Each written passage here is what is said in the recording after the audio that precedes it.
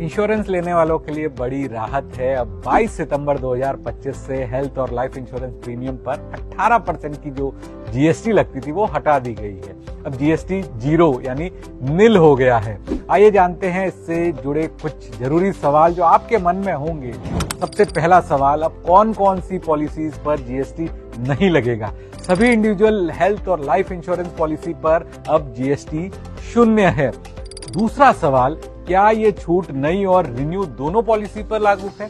जी हाँ, 22 सितंबर 2025 से लागू सभी नई और रिन्यू पॉलिसीज पर ये छूट मिलेगी। तीसरा सवाल जो बहुत से लोगों के मन में है, अगर प्रीमियम पहले भर दिया है तो 22 सितंबर से पहले भरे गए प्रीमियम पर कोई रिफंड नहीं मिलेगा।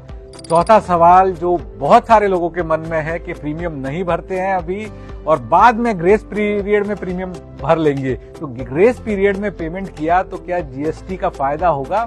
अगर ग्रेस पीरियड की तारीख 22 सितंबर से पहले की है तो छूट नहीं मिलेगी। ये बात भी आपको ध्यान रखनी है कि आपकी पॉलिसी की जो डेट थी उसके ग्रेस पीरियड में आप पेमेंट कर रहे हैं तो 22 सितंबर से पहले का ग्रेस पीरियड है तो छूट नहीं मिलेगी। पांचवा सवाल, ग्रुप इंश्योरेंस पर भी छूट मिलेगी क्या? नहीं, ये जो ऐलान हुआ है छूट सिर्फ इंडिविजुअल पॉलिसीज पर लागू है। ग्रुप प्लान पर सरकार के द्वारा छूट नहीं दी गई है।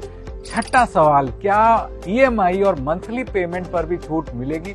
जी हाँ, ईएमआई, मंथली, क्वार्टरली सभी पेमेंट मोड पर छूट लागू है अगर प्रीमियम 22 सितंबर या उसके बाद है। सातवां सवाल जो आपके मन में होगा, क्या अब प्रीमियम की राशि घट जाएगी? जी हाँ, जीएसटी हटने से कुल राशि कम होगी लेकिन बेस प्रीमियम वही रहेगा। आठवां सवाल जो बहुत सारे लोगों के मन में हो सकता है, क्या आगे प्रीमियम बढ़ सकता है? हाँ, मेडिकल महंगाई या जोखिम बढ़ने से बेस प्रीमियम बढ़ सकता है लेकिन जीएसटी आगे नहीं लगेगी। और आखिरी सवाल जो बहुत सारे लोगों के मन में हो सकता है, ईसीएस या फिर ऑटो डेबिट वालों को कुछ करना होगा क्या? नहीं, इंश्योरेंस कंपनी अपने आप जीएसटी माइनस कर प्रीमियम जो है वो ऑटो डेबिट से काटेगी।